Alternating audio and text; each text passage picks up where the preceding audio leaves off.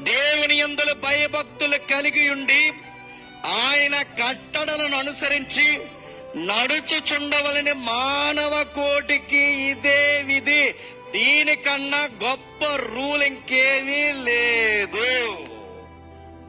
ఉదయం లెగిసిన వెంటనే దేవా నాకు ఉదయాన్ని దయచేసినందుకు ప్రార్థన చేయి. లేచిపోయి ఎద్దులాగా వెళ్ళిపోకు, ప్రార్థన చేయి. ఉదయం లేచిన వెంటనే ఏ చెడు వినక మునిపే, ఏ చెత్త చూడక మునిపే ఒక అధ్యాయం చదవాలన్న ఒక మంచి అలవాటు తెచ్చుకో. ఆయన కట్టలేంటో నేర్చుకో.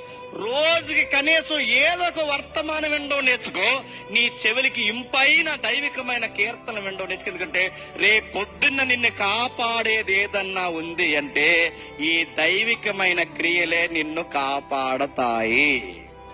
నువ్వు మంచి క్రియలైతే ఆయన నిన్ను పిలిచి రక్షించుకున్న తర్వాత సత్క్రియకి తగినట్టుగా నువ్వు బ్రతికితే విమర్శ దినాన్న దేవుని తలెత్తుకుంటా. ఒకవేళ చెడ్డ క్రియ చేస్తే బతుకంతా ఈ లోకం కోసమే బతికితే ఆ రోజు నువ్వు తల దించుకో. మరణం